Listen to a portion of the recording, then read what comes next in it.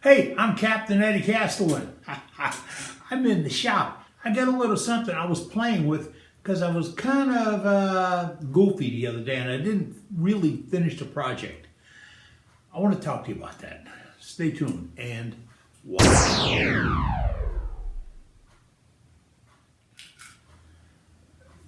You ever have one of those days where some things just don't click? You don't hear it. Doesn't happen? Well, today was one of those days. I put my smock on because I've ruined a couple of t-shirts in the last couple of weeks. All right. And I'm looking around and I can't find my pen and I can't find my fob and I can't find the other stuff. If you put it on inside out, all the pockets are on the inside, not the outside. Oh well, I guess that's wood turning 101 or getting old number 93. Hey, we turned a bottle stop the other day, and I had to stop. You know, I'm in a house. I can't say, hey, I'll be in a little while. Manager can walk in the door and say, dinner now. Like I really don't need to miss dinner. But I'm being told that I have to eat a certain thing at a certain time every day in order to take the drugs, or I die. Okay, so we do that. I had to leave it. Now, let me tell you a little bit about why I left it. I want to teach you a few more or share a few more ideas. This is going to be a good looking little bottle stopper. And I was thinking the other day, yeah, I do that occasionally, and one of our members out there said, hey, what do you do if the bottom is uneven on a stopper? You know, right up in here. Let me see. Right up in here. What do you do if that's uneven?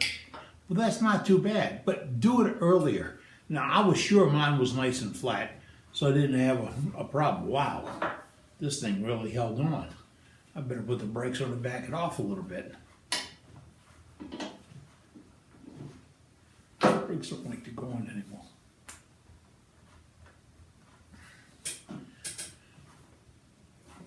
There you go. Well, I need to eat the spinach. All right, I'm backing it off a little bit. Gotta take the brake off because I'll forget it.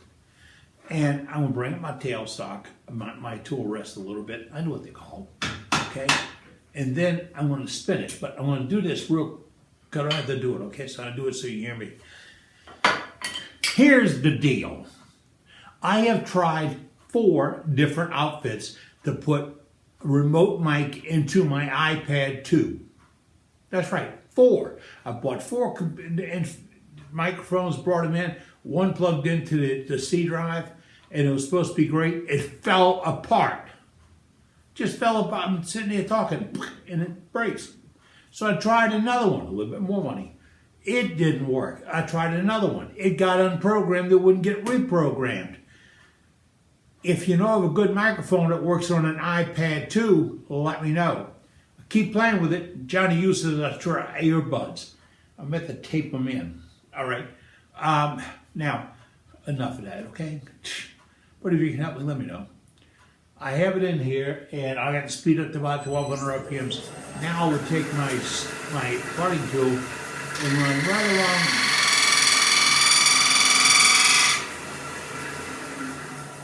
right along that back edge and clean it up a little bit. Now, because I can't shield up right now and talk to you, I'm not going to continue with that. I'll catch on a little bit. But that'll square up that bottom. Now, here's a trick, a tip. Do not go straight in. Once you've set your shoulders, when you get the low cut, once you set your shoulder, swing over and go on a negative. Go on a slight, not a whole lot, okay? A slight negative. What will happen then, see I got my jacket on red, I can feel my pocket. When I put my stopper in and screw it up tight, I'm not going to have a reveal in that gap right there. It's going to suck down really close. And when you get it down, when you're showing it, people pick it up, oh, yeah. You don't want anybody saying, yeah. It has to look good and feel good. So that's why I shortcut that. Now, I've got that done. What I was working on the other day was cleaning it up and sanding it. But I had to stop. Okay, I go to my sandpaper. This is my sandpaper rack. I didn't have a stick that day, so I took some Velcro and stuck it on a yardstick. Well, it's not really a yardstick, it's a 2.5 foot stick by Swanson tool. All right, and then I've got my different grits. I've got a 120, 180, 223, 2400. If I want to push it, I've got some other discs in there and some other foams in there that I can push it with. But most of the time when I'm doing just knockout turning, I will stop at 400. After that, if you don't have the service right, it isn't clean, and you can't remove the dust, you might not do anything more than burnish it. What is burnishing? Polishing. If the paper wears out, change it. Good friend of mine, Vince Welch, sells the paper, and he hates when I tell people, put it in your pocket and let it run through a washing machine to clean it up. It works. Now, it might not continuously work, but it'll get you one more use out of it. But don't burnish it. Now, I have the thing running down. I want to bring the power down a little bit. I'll bring it down to, I gotta read this, about 500 RPMs. How's that? I'll stop at 500. I can hardly read it. I got to put it like that brighter. But I have it down there. Now, this is not in real bad shape on cutting. I mean, I've got a little ridge here and a little ridge here, and it's actually, I could leave as an accent piece. Not my game. But all I need to do is knock it down a little bit, and I don't want to do too much here. I don't want to round this off, and I don't want to round off the depression for the coin. That's kind of critical, or it is very critical. Now, I'm at 500 RPMs. That little bit of walk I have, and I want to tighten it back down again. Watch. That little bit of walk I have is not bad because I can still read the material pretty well. Now I'm going to go, there goes those two grinds, and now I'll be a little careful about going across the top. I don't want to, I'm cupping the paper so it won't curve over. All right, that's 120. Now the beauty of the strip is I don't have to go reading and everything. That's 180. Wood turning and reading, way overrated. Oh, hey, it seems like I put down wood turners a lot. I know a lot of you guys. I really do. And I love you all. And I get the biggest kick out of when I get a phone call and people talk to me about what management does and how it's doing. I even get medical advice on it. Now, I wouldn't have got my kidneys checked until somebody told me that. Then we found out I was in stage 4. And there's a little cancer here and there. But we're working on that. But you helped me with that. You really did. Because why? Friends help friends. Right now I'm at 220. Now, do not over sand a spot. If it's not cutting and producing sawdust, then it's not sanding. And you see, I've got a little dust coming up over the top.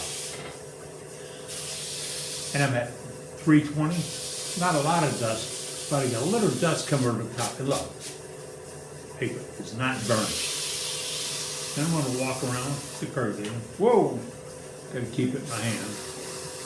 You know, instead of keeping it in my hand,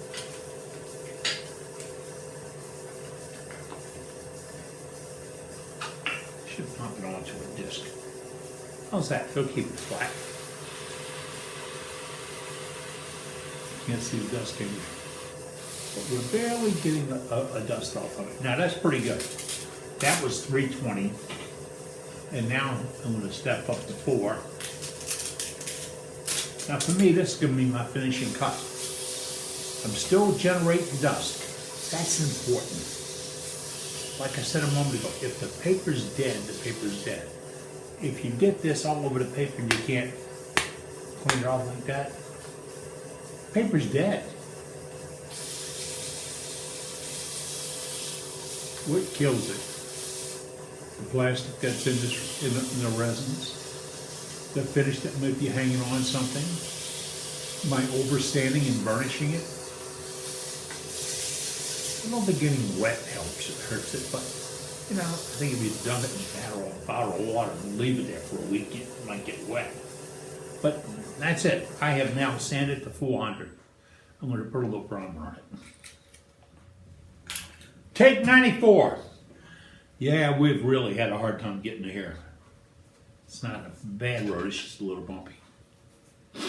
I always talked about sealing a piece, and I lost my depth sanding sealer in that tornado, and I haven't gotten all that stuff lined back up again.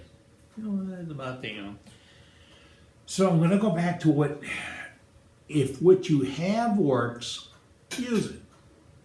If I'm saying you have to have a certain brand of this, a certain brand of that, skip it. If you've got a good product that's of good source and it's in good condition, use it. I hate these things where a guy come on, you got to use mine, the Bob Thomas cut. No, you don't. I can turn this with a soup spoon. You could too, but don't ruin that soup spoon. You get a lot of trouble for the crap. Okay, I'm at about 500 RPMs. I'm going to seal it with what I have available.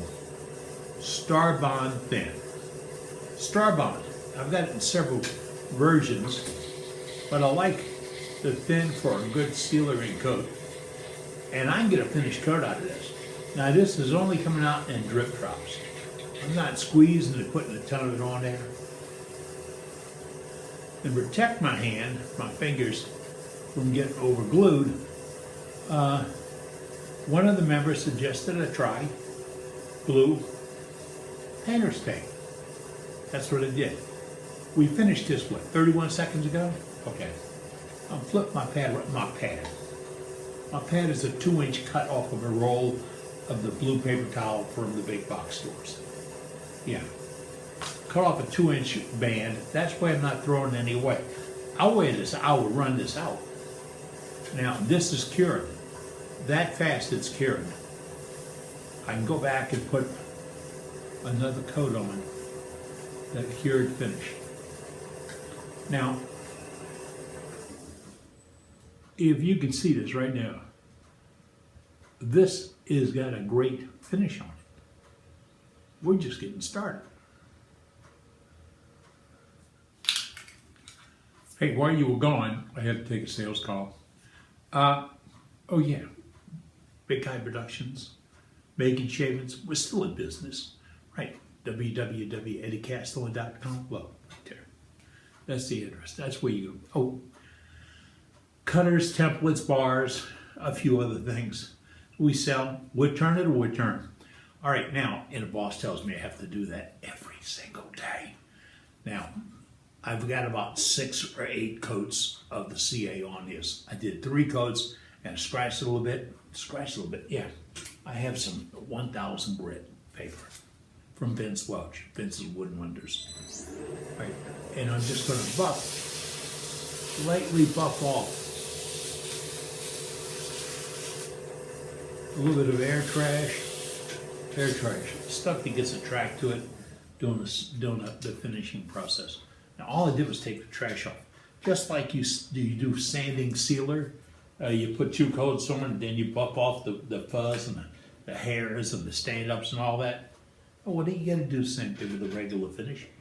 Now don't be fooled. The finish is the finish. If you don't get ready, it's not ready to finish. Yeah, that's how it goes. Now I'm using McGuire's, and it's spelled funny. It's a plastic coating for cleaning automotive glasses and headlights and all that. I get it at Riley's. I can get it at auto parts stores. You can probably order it online, but it's a good polish. I don't have any idea what grit it is. Don't ask me. All I know is that I use it right here after I've got the CA on and I'm ready to go, and I polish it up. Now I was at 500 RPMs. I'm going to kick it in the butt. Because the final polish, without a lot of pressure, can go in about, pretty good. And I'm getting a little pullback on it, so I'm getting a little bit of buff. Now, this has got chatoins. Where's the light? There we are. This has got some chatoins going. It's reflecting it's cat's eye kicking back. Why? It's got a really good finish. Now I'm gonna use this around liquor, and it might be some liquor around my hands. Bulletproof. It won't dissolve, move, mess, mark up, and all that. It's just a trick on how to do the finish. Now, if I was crazy, I would have all right, not crazy. I'm not crazy, but I would have taken a Scotch-Brite and buffed it off with a little Scotch-Brite. And I'd go from the 3 grays, orange, red, and end up on a white, and knock it down a little bit more. And that would do less sanding on it, but knock more bumps off. And that'd be before I did my Meguiar's, because what I see then, and all I had to do is check it, is that. Because that'll flash back like you cut. My wife said that it's gross. But that'll flash back your color. I've been doing it for 70 years, or 60 years, a long damn time. But that'll flash it back and let you know how the finish is going. Now, when you have what you think you want to polish out, inspect it. This is not a sprint, it's a marathon. If it takes one more coat or a drop or a little buffing to get a ridge or a mark of that out, take the time. Because you see it now, everybody else is going to see it forever. So let's get a little buffing in there. When I get done, I take the medium thick Star Bond and glue my coin in. And I don't think I'll put any CA over the coin. I kind of like the originality of it. It's old. All right? Well, that's it. I'm in the shop playing around. I've been making shaders. But ding! Pardon me. I'm getting all choked up over this. See you soon. Take care. Oh.